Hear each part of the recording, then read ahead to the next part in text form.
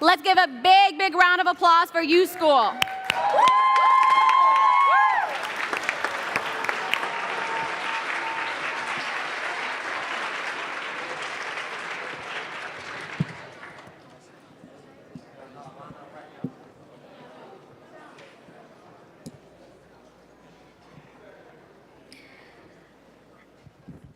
Everyone close your eyes. Imagine you're in a dark room. No doors, no windows, no sound. You're yelling, but no one can hear you. Now open up your eyes.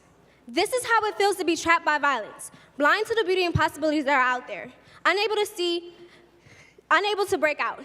At the U School, we selected Reverend Jeffrey Brown's challenge, which was to make nonviolence cool, especially for those who live in our most violent neighborhoods.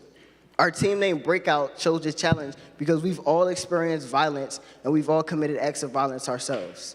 In middle school, I used to engage in the violence, fighting and disrespecting my peers and teachers. It took an explosion for me to realize that violence is never the way I should solve anything. Recently in November, I lost a brother due to acts of violence. An innocent 6-year-old boy who lost his life when he shouldn't have. This is what violence does. Just like me, there are a lot of other youth in Philadelphia who don't have productive ways to express themselves. Because of experiences like this, we made the decision to work with McKinley Elementary School, a school in a community just like our own, where more than 45% of the population has 4 or more adverse childhood experiences. These experiences include physical abuse, having 1 or more parents incarcerated, or just simply witnessing violence in general. So keep in mind that these kids have witnessed 4 or more. So as survivors of violence, we hope to mentor these kids into living a long, happy, creative life. Breakout mentors have experienced the power of the arts to provide an escape from violence firsthand. We wanted to share that with younger students. Here's the video showing what we did with the students.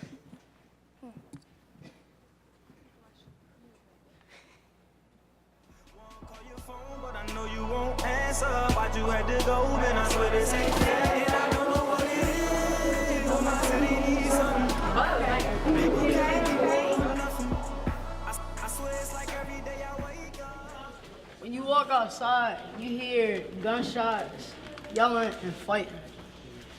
You see respectfulness, you see sharing, and you see being kind, people being kind to others. Yay! I enjoy being around my family.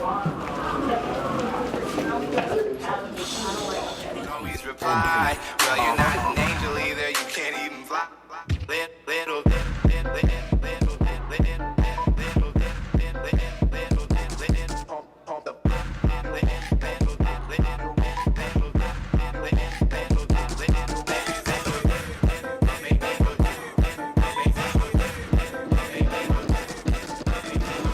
Growing up to be in the NBA. Growing up to be the best. Violence is pain, violence is war, violence is fighting, violence is guns, violence is something that you won't like. Violence is killing, violence is stabbing, it also makes me not go outside.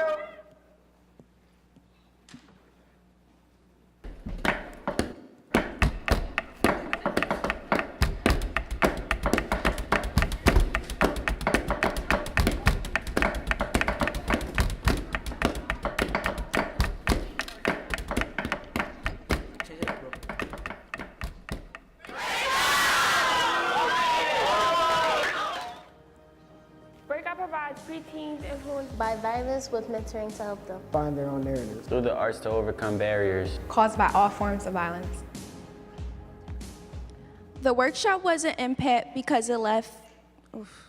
The workshops was a success because it left an impact on the students. Even though the students was labeled the baddest in the school, they still responded positively and open to the breakout mentors. In our pre-workshop survey, most of the students did not have a mentor.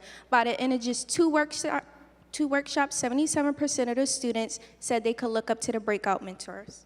On March 24th, a newspaper article mentioned our plan to continue the breakout program with the students. Going forward, we plan to continue this relationship with McKinley by having an after-school program.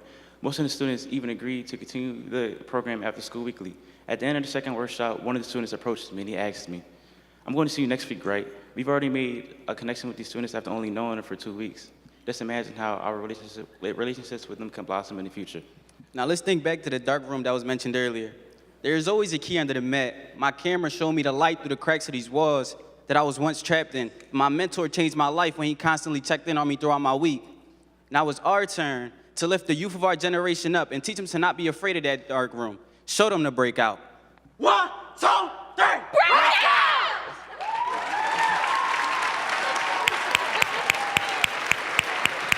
So good.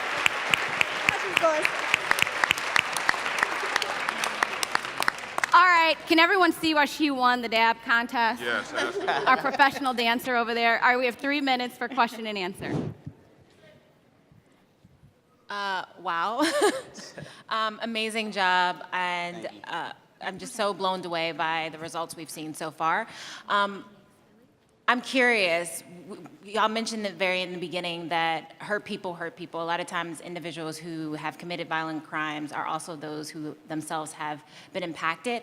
And so did you share that with the younger students that you work with? And if so, what was their reactions? I can take that. So for personal experience, to answer your question, I relate with writing, so I worked on the writing concept, and it took a lot for me. I had to open up to the students first, and I had to be real with them. Like Karan said in his part, we also committed violence ourselves, so we had to be real with them and let them know that we have done violence ourselves, and we're trying to teach them to break out of that. So that's the whole point of our name also, so yeah.